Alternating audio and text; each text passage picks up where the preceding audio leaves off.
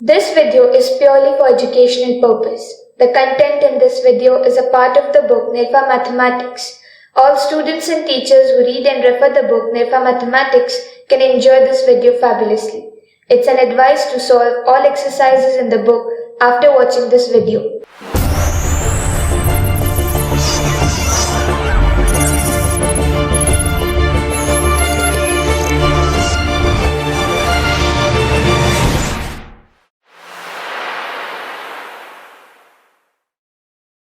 Hello and welcome.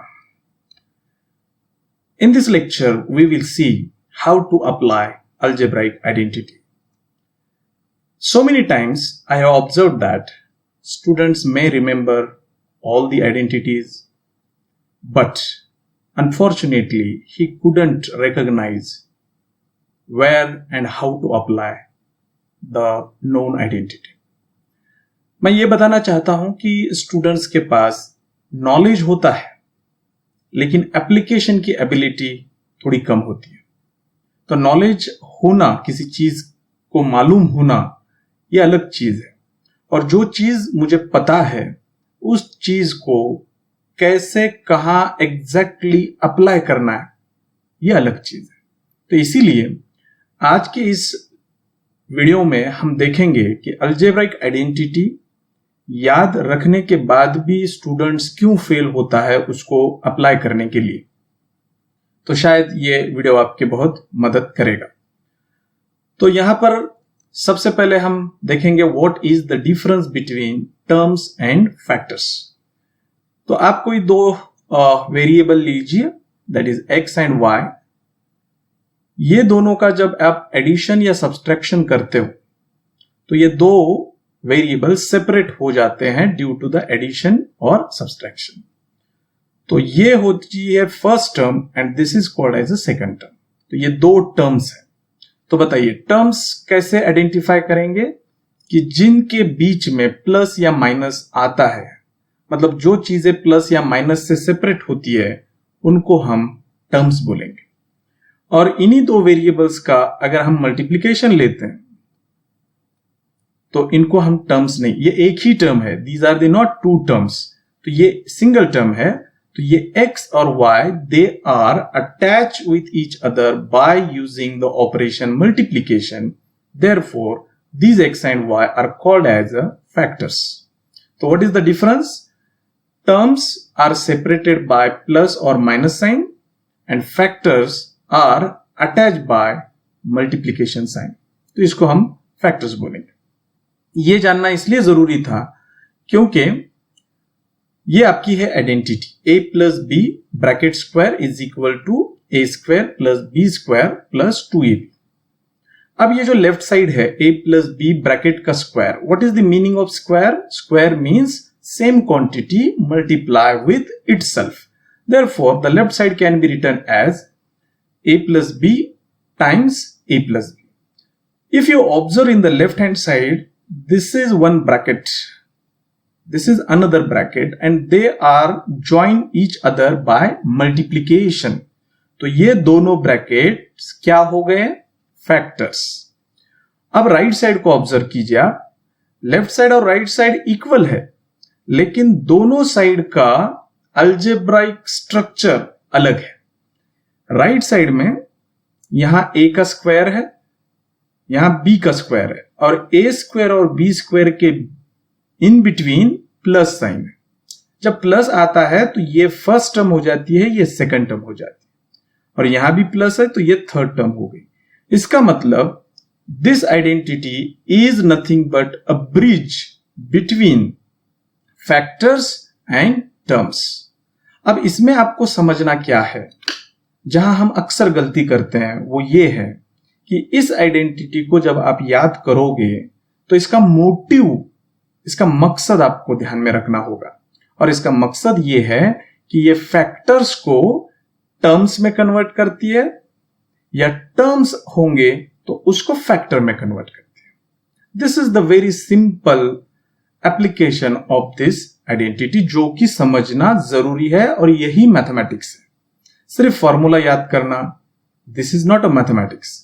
उसका motive, उसका mathematics समझना, दैट इज वेरी इंपॉर्टेंट। तो बताइए इस अलजेब्रिक आइडेंटिटी की खास बात क्या है? ये आइडेंटिटी 2 फैक्टर और 3 टर्म को इक्वल बताने में आपकी मदद करती है। तो इसका एप्लीकेशन कहां लगाओगे? जब आपके पास फैक्टर्स रहेंगे और आपको फैक्टर्स नहीं चाहिए, आपको टर्म्स चाहिए, तो आप यही आइडेंटिटी यूज करोगे। या आपके पास टर्म्स है और वो टर्म आपको नहीं चाहिए, you want expression in terms of multiplication, means you need factors, then use this identity. तो ये चीजें समझना मेरे हिसाब से बहुत जरूरी है। ओके, अब इसके लिए हमने जो नाम दिया था आइडेंटिटी थ्रू अलजेब्रिक डॉक्टर। अब यहां डॉक्टर का क्या रोल है? आपको पता है, जब आप कभी ना कभी डॉक्टर के पास गए होंगे तो डॉक्टर कैसे सोचते हैं जब वो किसी पेशेंट का ट्रीटमेंट करते हैं, इस पर हम थोड़ा ध्यान देंगे और फिर हम सोचेंगे कि आगे करना क्या है। तो ये है हमारे डॉक्टर, और डॉक्टर की सोच कैसी होती है। मान लीजिए कोई पेशेंट डॉक्टर के पास आता है, तो क्या डॉक्टर तुरंत उसको ऑपरेशन थिएटर में लेके जाते हैं?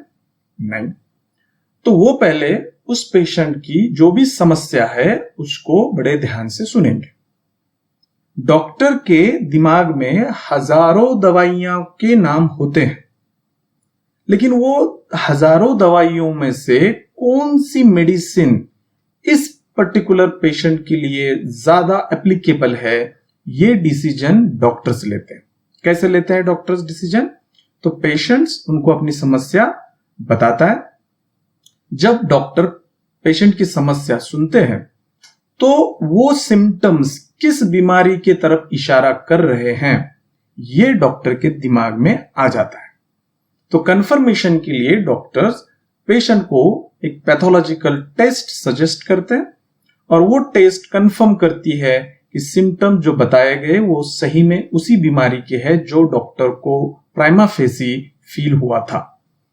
अब एक बार बीमारी पता चल गई तो फिर डॉक्टर के दिमाग में जो हजारों मेडिसिन के नाम होते हैं उसमें से वो 2 या 3 मेडिसिन प्रिस्क्राइब करते हैं पेशेंट के।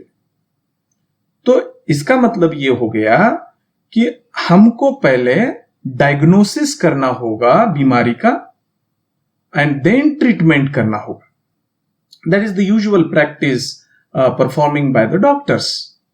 मैथमेटिक्स में you are the doctor and example जो आपको पूछा गया है that will be your patient. तो आप अगर डॉक्टर हो तो पेशेंट का पहले आपको डायग्नोसिस करना होगा कि इसको एग्जैक्टली क्या है, इसमें क्या होना चाहिए या क्या इसमें प्रॉब्लम है। और फिर डायग्नोसिस होने के बाद आपके दिमाग में जो हजारों फॉर्मूले होते हैं उसमें से कौन सी दवा या कौन सा फॉर्मूला उस डायग्नोसिस के लिए ज्यादा असरदार है, यह आपको डिसाइड करना है। And then you have to apply that formula, then you will get the correct answer. तो आगे एक एग्जाम्पल देखेंगे। Find the side of a square whose area is x square plus 6x plus 9. Area मतलब side का square की side निकालनी है। आपको पता है ये स्क्वायर कुछ इस तरीके का होता है जिसके चारों साइड सेम होते हैं, इज इट? ये x है तो ये भी x रहेगी, चारों साइड सेम रहेंगे। और इसका जो एरिया रहता है, area is equal to side का स्क्वायर। तो आपको एरिया दिया है, लेकिन आपको ये पता होना चाहिए कि किसी भी स्क्वायर का एरिया इसी फॉर्म में होता है, something and it's a square. मतलब ये फैक्टर्स है, these are the factors, this is your analysis, these are the factors. अब आपको जो एरिया दिया है वो टर्म्स में दिया है, तो इसका मतलब गड़बड़ ये है कि हमें तो एरिया फैक्टर्स में चाहिए था और उन्होंने जो एरिया दिया है वो फैक्टर्स में ना होकर वो है टर्म्स में। There are 3 terms. तो व्हाट इज द प्रॉब्लम? अब आपको डॉक्टर के जैसा सोचना है। अब आप ये सोचोगे कि एरिया तो टर्म्स में आना चाहिए, समथिंग इंटू समथिंग या स्क्वायर में आना चाहिए, लेकिन ये टर्म्स में है। तो इसका मतलब हमें इसको ऐसी दवा देनी चाहिए जो इस टर्म्स को कन्वर्ट करेगा फैक्टर्स में। और कौन करता है, कौन सी दवा है? That is identity.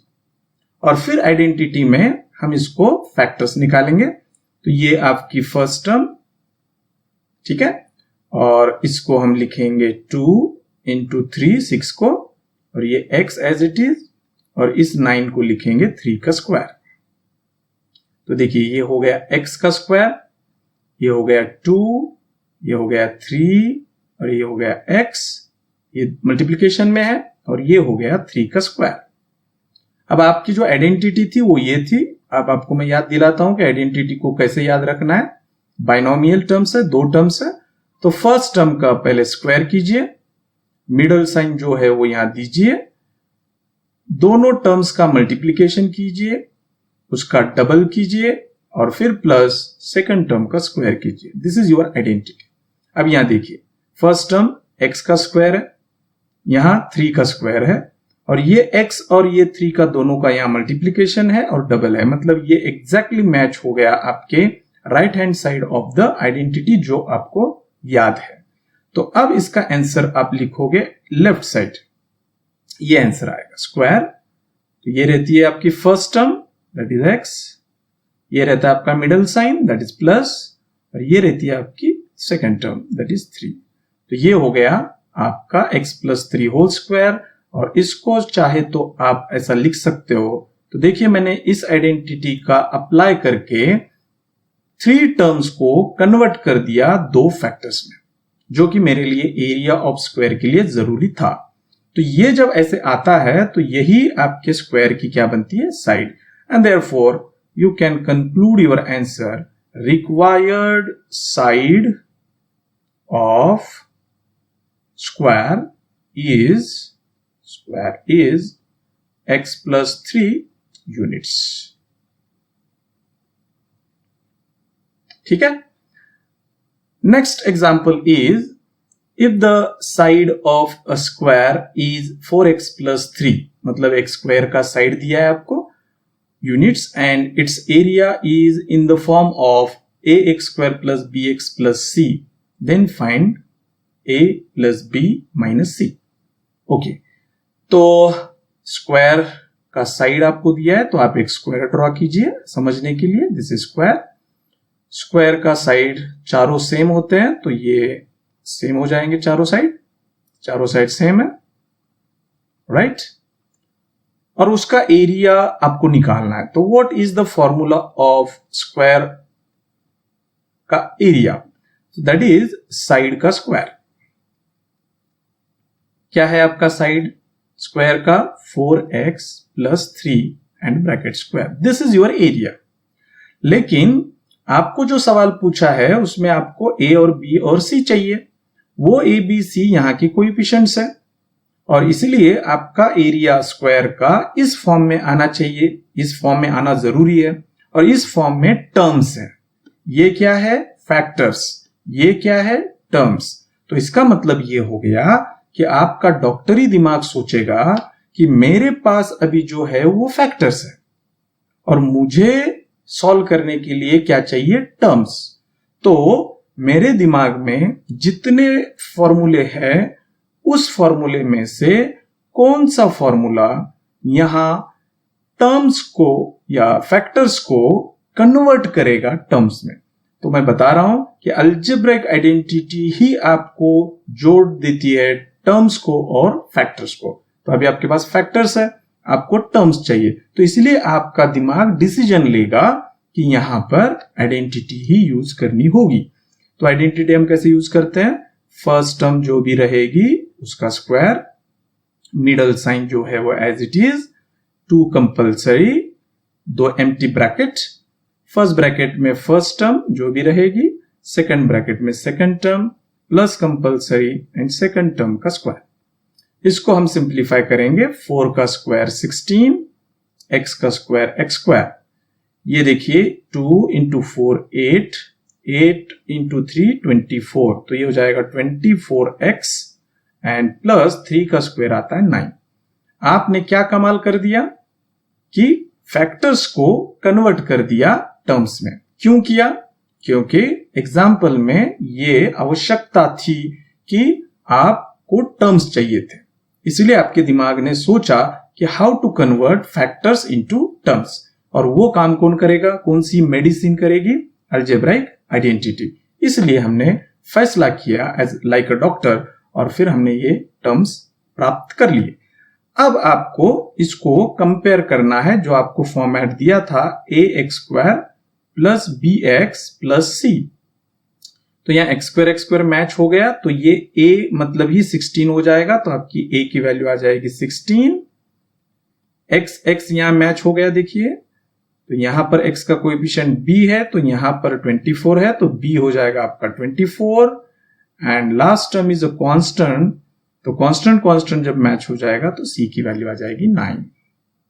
और फिर आपको पूछा गया सवाल जो है उसको आप यहां लिखेंगे -c। Who is the a? 16, who is the b? 24, minus c means 9. So it can be written as 16 plus 24 is a 40 minus 9, and therefore your final answer is 31. So this is your answer. So what I am saying you कि जब भी आप इस identity को याद करते हो तो एग्जैक्ट इसका मैथमेटिक्स समझना जरूरी होता है, वरना कोई स्टूडेंट ये भी बोल सकता है कि अगर मैं ये आइडेंटिटी याद नहीं करता हूं या नहीं पढ़ता हूं तो मेरा क्या नुकसान होने वाला है। नुकसान कुछ नहीं है, नुकसान ये है आपका कि ये आइडेंटिटी का जब मीनिंग, सोल समझ में आएगा तो आपको इसमें मजा आएगा कि इसका मेन एप्लीकेशन क्या है। तो फैक्टर्स रहेंगे और आपको फैक्टर्स नहीं चाहिए, आपको टर्म्स चाहिए, तो फैक्टर्स को टर्म्स में कन्वर्ट करती है आइडेंटिटी। आपके पास टर्म्स है, आपको टर्म्स किसी वजह से नहीं चाहिए, यू नीड फैक्टर्स, मतलब मल्टीप्लीकेशन वाला फॉर्म चाहिए, तो टर्म्स को फैक्टर्स में कन्वर्ट करती है ये identity, and it is just like a decision made by doctor. तो आई होप आपको ये समझ में आ गया होगा।